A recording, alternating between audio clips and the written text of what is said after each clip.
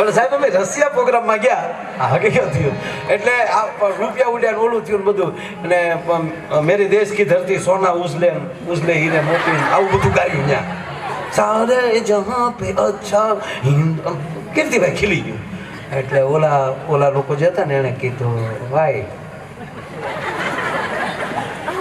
કેમ આ શું છે એટલે કીધું કે અમારું ઇન્ડિયન ફોક મ્યુઝિક અમારા દેશના રાષ્ટ્રના ગીતો ગાય છે ઓ નોનસેન્સ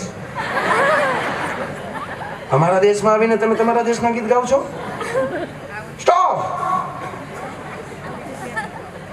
યુ પ્રોગ્રામ ખીજાઈ ગયા ભાઈ અમારું હાલવા ગયું ને તો હવે આઈના ગાઓ અહીંના રશિયાના ગીત ગાઓ કીર્તિદાનને ઓલાએ આવીને કીધું કે એખાદું કંઈક ગાઈ નાખો ને નહીં તો અહીં રહેવું ના નકામ હેરાન કરશે અમે માંડ હિન્દી એખાદું શીખ્યા હવે રશિયાનું ગાવું કેમ કીર્તિદાનને કહું ગાવજો સાહેબો ગોવાળિયો ગાવ મારો બાપ હાલો મને કે મામા આમાં મારે રશિયાનું કેમ ગાવું હું તો બોલવાનો માણસ છું ને મને તો કોઈ ગાતા ના આવડે હું તો વક્તા જ છું ઓલા એ જીદ કરી એટલે પછી કીર્તિદાન ભાઈને કીધું તો કીર્તિદાન ખાઈ જા ભાઈડો રશિયાના ગીત ગાય સાહેબ મેં ત્યાં રશિયાના ગીત ગાયા હમણાં કહેતા હો સાંભળો કે લેજો રશિયા રે રૂમાલ મારો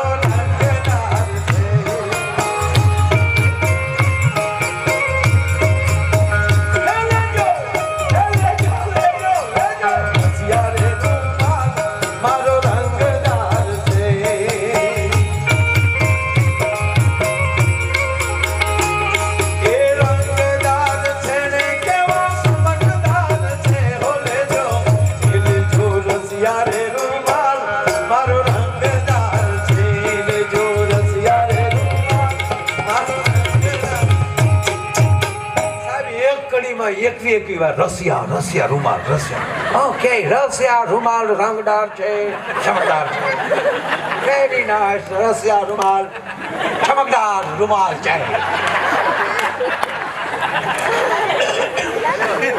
હમણાં મોદી સાહેબે વૈષ્ણવ ભજન તો એને કહીએ સાહેબ 100 ને કેટલા દેશના કલાકારો 140 દેશના કલાકારોએ આ વૈષ્ણવ ભજન ગાંધી બાપુનું ગીત સોરી નરસિંહ મહેતાનું ગીત ગાંધી બાપુએ ગાયું તો આજ ક્યાં પહોંચ્યું 140 દેશના કલાકારોએ એક જ ગીત ગાયું પણ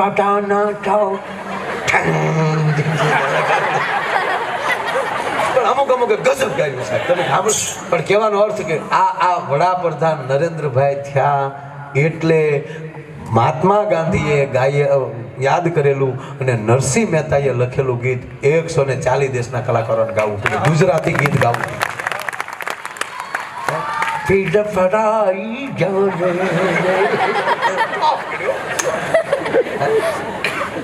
બહુ સરસ સાહેબ કેવડો ખર્ચો થયો હશે કલ્પના તો કરો 140 દેશના કલાકારો એક કડીમાં કેટલા બધાનો સમાવેશ એટલામાં કરી લેવું ખૂબ સરસ એમ મેં ગાયું અમારું એટલી અટક્યું ને તમને શું થયું મનસુખભાઈ કે છું છૂટક્યો છો તો બીજું ગાવ તો અંગ્રેજીમાં શું કહેવાય હજી બીજું ગાવ કોને શીખવાડ્યું વન્સ મોર તો એનું ગાવું હોય તો હોય એમ તો તમે શું સમજાયેલા મને પ્લીઝ વન મોર મહેરબાની કરીને બીજું એક ગાવ next one please next one મેં કીધું માઇન્ડ એક રશિયા રૂમાલ આવ્યું કીર્તિદાન કહો હવે તો એક તો તું ગા મને કે મામા હવે મને કે બધું પૂરું કરો મેં પછી બીજું ગાયું ઓ રંગ રસિયા ક્યાં રમ્યા રાસ જો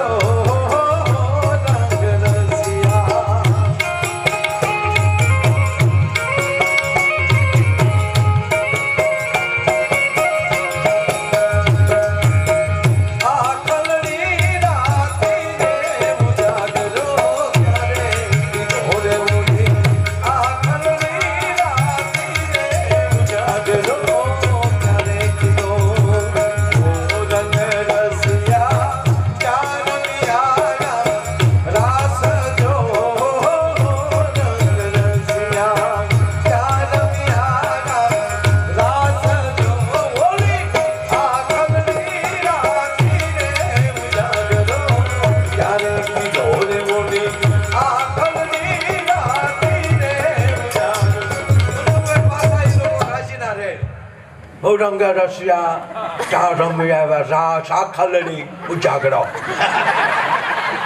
ઠેકી ઠેકી બોલો અને ખરેખર મજા.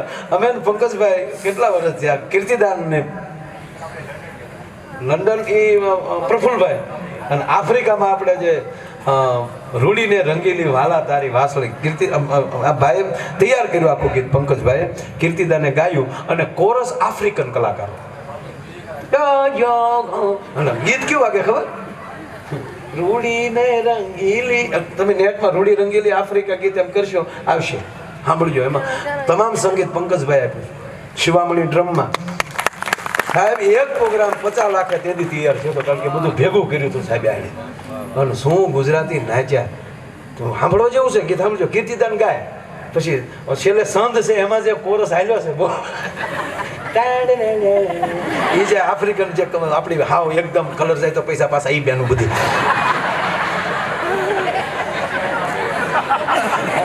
30 જણાનો સ્ટાફ આફ્રિકનો સ્ટેજ ઉપર અને ઓલા ડબલા વગર જે ભેગું કર્યું હતું પંકજભાઈ તાળીના ગરડાથી બધા નવું નવું બહુ ફૂટે.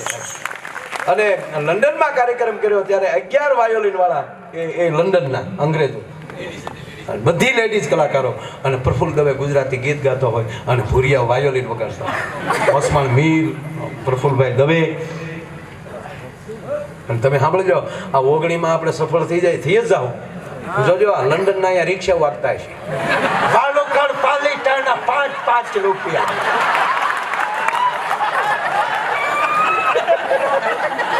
हमारा બધા ભાવ નીચે પડી ગયા. અમારે માંડવીમાં ભાગ રાખવો છે, અમારે ડુંગળી કરવી છે.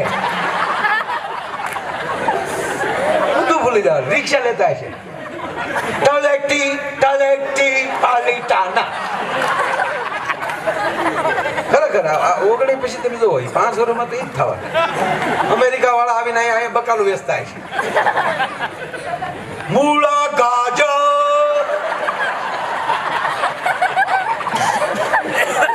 અને એક મેં જોયું બધું આ ફેરિયા નીકળે ને એ આ બાયુને જ ખબર પડે, આપણને ખબર ન પડે કોણ આવ્યું. ફેરિયાનો અવાજ એવો હતો,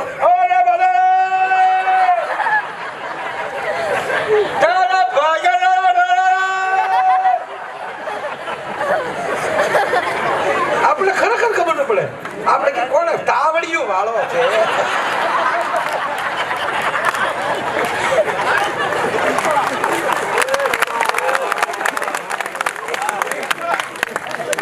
ટૂંકમાં બિચારાએ ફોન કર્યો એટલે વાત કરી કે તમે નાસ્તો કરી લેજો, બામ લગાડી લેજો. આમ જો ઓઢ્યા વગર બહાર ન નીકળતા. પણ બેનને વેમ પડી કે તમે ખરેખર ઘરે છો? કે હા ઘરે જ છું. ત્યારે તો મિક્સર ચાલુ કરો. ઓલો ભાઈ રસોડામાં ગયો અને મિક્સર ચાલુ કર્યું, ઘર દિન સંભળાવ્યું. બેન કે ઓકે. આવું રોજ હાલે. રોજ બેન ફોન કરે, ઘરે છો? તો હા મિક્સર ચાલુ કરો એટલે ઓલો મિક્સરનો અવાજ સંભળાવે. 15 દી હાલ્યું. 16મે દી ઓંચીતા આકાશમાં ઉતર્યા ભોળી ભવાની. 16મા દિવસે આવ્યા તો ઘીર્યા ઘૂઘું નહીં. તો છોકરાઓને પૂછ્યું કે એ છોકરા તારા પપ્પા ક્યાં ગયા? એ કે મમ્મી તમે જે દિવસે ગયા ને એને બીજે દિવસથી મિક્સર લઈને મારા પપ્પા ગયા.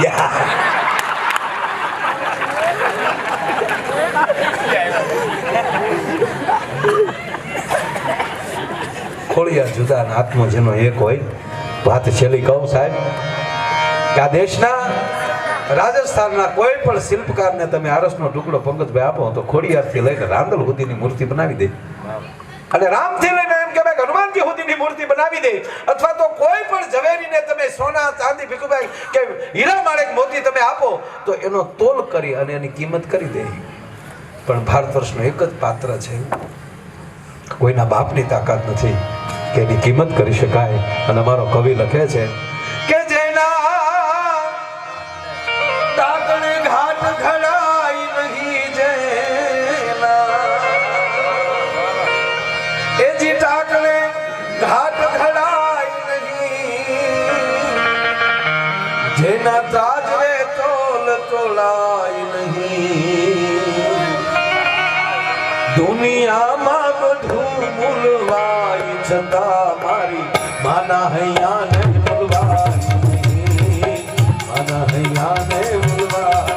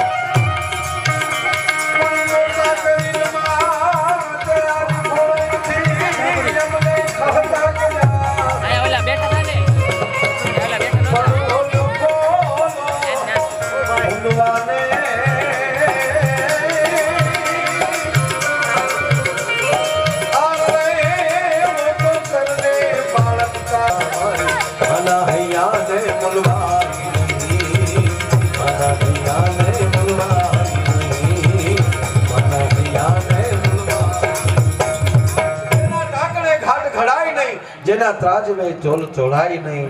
દુનિયામાં બધું ભૂલવાય છતાં માના હૈયાને ભૂલવાય. કુરુક્ષેત્રના મેદાનમાં ભગવાન કૃષ્ણ અર્જુનનો રથ લઈને જતા હતા ધીરે ધીરે ધીરે. સાહેબ ઘટના એવી ઘટે કે અટારીએ બેઠેલી માં દેવકી જ્યાં કૃષ્ણને હામું જ્યાં જોયું અને ભગવાન કૃષ્ણે ધીરેથી રથને ઊભો રાખ્યો અને માં દેવકી હામું જ્યાં નારાયણનું ધ્યાન થયું, કૃષ્ણનું ધ્યાન થયું, પણ દેવકીની આંખમાં દાળ દાળ શ્રાવણ અને ભાદરવા વહેલા છે. કૃષ્ણે ફરી વાર રથથી નીચે ઉતરી ધીરે ધીરે કૃષ્ણ અટારી ઉપર જાય, માના ચરણોમાં વંદન કરે છે. ગોવિંદ, માં કોઈએ કઈ કીધું છે ને? ના ગોવિંદ. તો કેમ તારી આંખમાં આહુડા છે? તને જોયો ને એટલે. ઓ તો કેમ માં? હું અર્જુનનો રથ લઈને કુરુક્ષેત્રના મેદાનમાં જાઉં છું, યુદ્ધમાં જાઉં છું, તો તને એવો વહેમ છે કદાચ યુદ્ધમાં લઈને પાછો નહીં આવું? શું દેવકીએ જવાબ આપ્યો?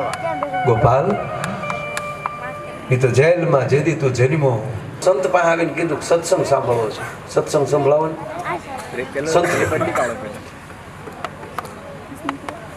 સત્સંગ સાંભળો છે, સંત પાસે તો સત્સંગ જ હોય ને. કઈ યા તો કઈ હા અમુક જો સલેબ પી જાય તો એ આપે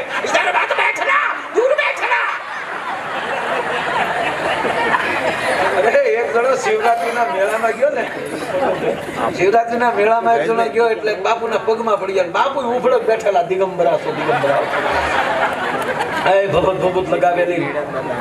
આપણે 90% અંદર એવા છે, 90% કોઈ કોક કોકો એક તો યુપીમાં લઈને બિહારમાં લઈને આવ્યા વોન્ટેડ થઈને એને આપણે બાપુ કરી નાખ્યા. પોલીસની બીકે જંગલમાં સુપાઈને રહેતા હતા તો આપણે સરજાથી શું કીધું, આમ જો જંગલમાં જ રહે બાપુ નો દીવે તારો ડો કાળા ઈહવા જેવા શીશમના સોડિયામાંથી બનાવ્યા. પછી અમુક હો ભાઈ આ તો જાહેર છે વાત. એટલે હું તો એમ કહું અહીંયા આપણે સૌરાષ્ટ્રમાં એની કરતા તમારા ગામનો સાધુ, તમારા ગામનો બ્રાહ્મણ જેની હાથ પેઢીની આપણને ખબર છે, જેના ગામનો બ્રાહ્મણ સુખી હોય, જેના ગામનો સાધુ સુખી હોય, સાહેબ એ ગામને તીર્થ કરવાની જરૂર નથી, કારણ કે 68 તીર્થ એના ગામમાં બેઠા. સાધુ બાપા એમ કહેતા ઘરના અવેડા ભરો ને ગામના ઢોર પીએ, બહારથી બોલાવો શેરી વળાવી સજ ભરો ભૂખ લાવો નહીં. આવું સાધુ બાપા. આ ગાંધી બાપુના વિચાર છે. પોતાનું પેલા ઊભું કરો, પોતે પેલું ગામડું સારું કરો. અને એ વસ્તુ જ્યાં સુધી મારા તમારા ના આવે ત્યાં સુધી મૂળ વાત મેં અધૂરી મૂકી પૂરી કરી દઉં. સરદાર વલ્લભભાઈ પટેલે સાહેબ પ્રતિજ્ઞા લીધી 1947 સાગરના નીરને હાથમાં લઈ ભગવાન સોમનાથના મંદિરને જ્યારે ખંડેર હાલતમાં જોયું ત્યારે વલ્લભભાઈ પ્રતિજ્ઞા લીધી કે હું પહેલું વહેલું કાર્ય કરીશ તો ભગવાન સોમનાથનું મંદિર બનાવીશ. આ પણ ગાંધી સાથે રહેનારા માણસ છે. અને એ તત્કાલના જે કાંઈ જે હતા ને જવાહરલાલ નહેરુ પોતે હાલો નામ જ દો, એ જ્યારે વડાપ્રધાન હતા ત્યારે એને સરદારને ના પાડી કે ભારતની ગ્રાન્ટમાંથી તમે હિન્દુ ધર્મ મંદિર ન બનાવી શકો. પણ જ્યારે વલ્લભભાઈ પટેલ એટલું બોલ્યા કે ભારત સરકાર પૈસા નહીં આપે તો ગામડે ગામડે 1-1 રૂપિયાની ભીખ માગીશ, પણ પહેલું વહેલું સોમનાથનું મંદિર બનાવીશ અને કહેવા દે સાહેબ 1952માં એ મંદિર પૂરું કર્યું. અને તત્કાલીન રાષ્ટ્રપતિ જે હતા ડૉક્ટર રાજેન્દ્ર પ્રસાદજી સાહેબ એને પ્રતિષ્ઠામાં બોલાવ્યા. ત્યારે પણ જવાહરલાલ નહેરુએ ના પાડેલી કે આપ ભારતના રાષ્ટ્રપતિ છો, આપને ન જવાય. અને ત્યારે ડૉક્ટર એટલું બોલ્યા કે હું ભારતનો રાષ્ટ્રપતિ પછી છું, પણ પહેલાં ભારતીય છું, એટલે મારે જવું પડે, એમાં કોઈ સવાલ નથી. મારો કહેવાનો શું જે ગાંધી વિચાર જેને પકડાણો છે એ કોઈ દી એના મૂલ્યો નથી ગુમાવ્યા. પોતાના ક્ષેત્ર મૂકી દીધું હશે કદાચ કે તો આ ક્ષેત્રમાં નહીં રહું, પણ તમારા વિચારથી હું નહીં હાલું, હું ગાંધીના વિચારથી ચાલું. વાત એટલી જ કે આ છોકરાઓ તમે ભાગશાળી છો કે એક ગાંધીના મૂલ્યથી ચાલતી એક ઉત્તર બુનિયાદી વિદ્યાલયમાં ભણી રહ્યા છો, આપ જ્ઞાન એ લઈ રહ્યા છો. મેં પહેલા કીધું ને હું 9માં 2 વિષયમાં ફેલ છું, એ તો મારી વ્યવસ્થા હતી. તો અને અમારા ગુણવંતભાઈ રાજ્યગુરુ અત્યારે સિંહોર નિવૃત્ત થઈને રહી છે, એ અમારા શિક્ષક ત્યારે બળવંતસિંહભાઈ ગોહિલ અત્યારે એ સુરત નિવૃત્ત થઈ ગયા. એ મને ભણાવતો એ નિવૃત્ત થઈ ગયા હોય, લગભગ નિવૃત્ત થઈ જ જાય. આને ભણાવ્યા પછી બીજું ભણાવાતા છે.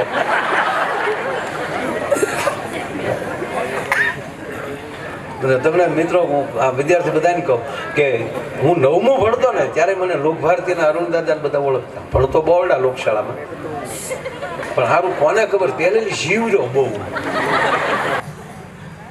એ જ સીટમાં હવે ગોટાળો કર્યો ફ્લાઇટ વાળાએ, 1-2 પેસેન્જર વધારે લઈ લીધા. અને મારો જે સીટ નંબર હતો એ સીટ નંબર ન્યાના અહીંયા રામાસ્વામીનો આવેલો. નાડકુડ હવે એનું બોર્ડિંગ થયું છે 8 વાગે, મારું પહેલા થયું છે 1 કલાક.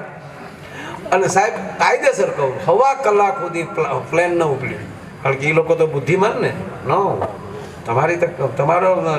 તમારો ગોટાળો છે, અમે શું કરીએ, તમારે અમને ન લેવા જોઈએ. હવે હું ગુજરાતીમાં બોલું છું, એ ઓલામ બોલતો છું.